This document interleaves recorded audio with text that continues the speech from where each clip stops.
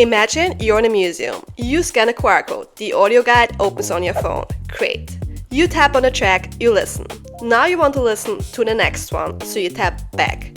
You scroll through the list again. You find the next track. You tap, a new screen opens. You listen. You have to tap back again. Does it sound exhausting? Because it is. And that's how most digital audio guides work today. In this video, I'll show you why this tap and go back approach is actually a design problem and how the alternative looks like.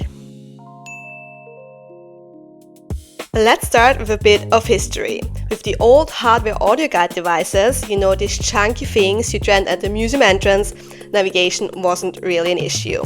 You type the number on the keypad, listen to the track, done. Simple. But when audio guides moved to smartphones, things got more complicated. Because now you have a touchscreen with a list of tracks, images, maybe videos. And someone has to decide, how does the visitor move between this content? And here's where two very different approaches emerged. Model 1. Navigate and click away. This is what most digital audio guides do. You see a list of tracks. You tap one. A new page opens with the track's content. When you're done, you go back to the list. Tap another one. New page. Go back. Tap. New page. Back. You get the idea. This is basically how a website works on a desktop computer. You click a link, you land on a new page, you click back to return. The problem is, this was designed for a big screen with a mouse and visible menu bar. On a phone, held in one hand while you're standing in front of a painting, it's clunky. Model number 2, scroll and play in place. Here all the tracks are on one scrollable page. You scroll for them like you scroll for Instagram or WhatsApp. You see a track you like? Tap play, the audio starts and you never leave the page. Want the next track? Just scroll down, it's all right there. The difference might sound small, but the impact on how people actually use the guide? Huge. So why is the scrollable model better? Let me give you 4 reasons. First, you always know where you are. In the scrollable model, all tracks are numbered and visible. You can always see what's after and what's before the track you're listening to. You know you're at track 6 of 15, so you're about 1/3 of the way through. You can plan your visit, decide to skip ahead or go back.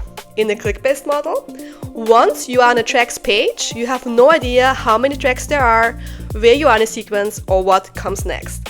You would have to go back to the list, scroll around and figure it out. Every single time again. In the UX design, there's a famous principle called recognition over recall. It basically means don't make people remember things, show them.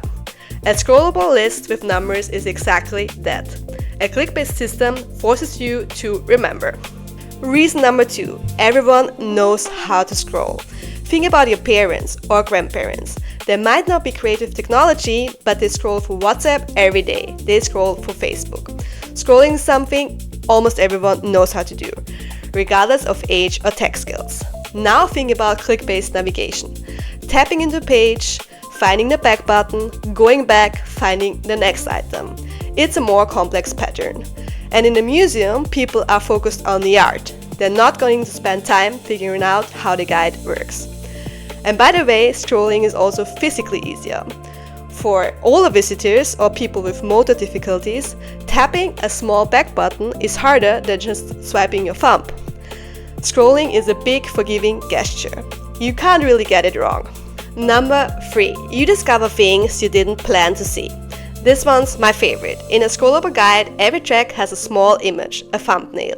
As you scroll past tracks, these images catch your attention. Maybe you discover a painting you walk past without noticing. Or maybe a title makes you curious. You tap, you listen, and suddenly you've learned about something you didn't even know you were interested in. In a click-based audio guide, that doesn't happen. Once you're on a track page, you only see that one track.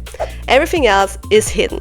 You'll only find it if you already know to look for it, which defeats the purpose. And isn't that exactly what museums are for? To expand your horizons beyond what you came to see. Reason number 4. Search still works. Actually, it works better. Some people worry that a scrollable guide can't handle direct access, like typing in a track number. Actually, it handles it perfectly. You type a track number and the page scrolls directly to that track. You're now in the right spot, in context, surrounded by the tracks before and after it. You can keep scrolling from there. In a click-based system, typing a number takes you to an isolated page. You get the track, but none of the surrounding context. It's like being teleported to a room with no windows. Now, having a scrollable audio guide doesn't mean you just throw all the tracks into one giant list. If your museum has 80 tracks across 3 floors, you need to organize that. So the golden rule is: match your guide structure to your physical space. If your museum has 3 floors, your guide should have 3 sections. If you have separate buildings, each building gets its own section, what we call a module. And here's a common mistake: organizing tracks by theme instead of by location. If medieval and modern artifacts share the same room, don't put them in different sections just because they're from different time periods. Follow the space, not the syllabus. Within each module, the scrollable model stays intact. So you get a clear top-level organization and smooth navigation within each section. So here's one more thing worth mentioning. Some audio guides put the full transcription text right below the play button. Paragraphs and paragraphs of text, in line with the checklist. That looks messy and makes the list super long. You end up scrolling through walls of text just to find the next track. A smarter approach is to put the transcription in a pop-up overlay.